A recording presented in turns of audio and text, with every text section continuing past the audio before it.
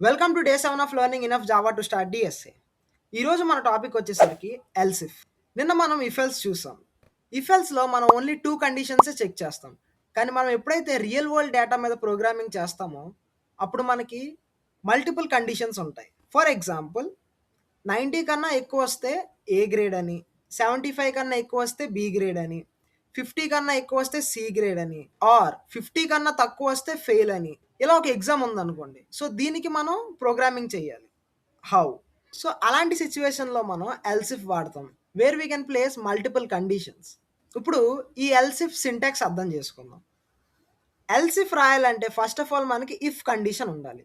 So if పెరాన్సిస్లో condition రాస్తాం, ఈ condition true అయితే ఈ బ్లాక్లో ఏదైతే రాస్తామో అదే ఎగ్జిక్యూట్ అవుతుంది, ఇంకా మిగతావన్నీ స్కిప్ అయిపోతాయి.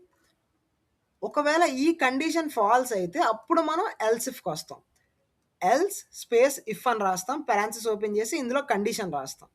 ఒకవేళ ఈ కండిషన్ ట్రూ అయితే ఈ బ్లాక్లో ఏదైతే రాస్తామో అది ఎగ్జిక్యూట్ అవుతుంది అండ్ ఈ ఎల్స్ పార్ట్ అనేది స్కిప్ అయిపోతుంది. ఒకవేళ ఈ if condition else if condition రెండు ఫాల్స్ అయితే మనకి ఎల్స్ బ్లాక్లో ఏది ఉందో అదే ఎగ్జిక్యూట్ అవుతుంది. మన marks is equals to 78. If marks are greater than equals to 90 A grade అని ప్రింట్ చేస్తాం. గ్రేటర్ దాన్ 75 అయితే బి గ్రేడ్ అని ప్రింట్ చేస్తాం.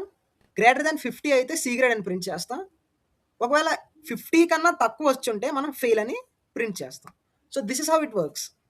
ఇఫ్ ఎల్స్ అంటే ఓన్లీ 2 కండిషన్స్ ఉంటాయి, ఎల్స్ ఇఫ్ అంటే మల్టిపుల్ ఆప్షన్స్ ఉంటాయి. That's it. సో ఇప్పుడు మనం దీన్ని రన్ చేస్తే మనకి ఏ గ్రేడ్ రావాలి? Marks is equals to 78. Marks are greater than 90ఆ? కాదు. మార్క్స్ ఆర్ గ్రేటర్ దెన్ 75ఆ? ఎస్. సో మనకి గ్రేడ్ బ్రీ అని ప్రింట్ అవుతుంది. చూసారా?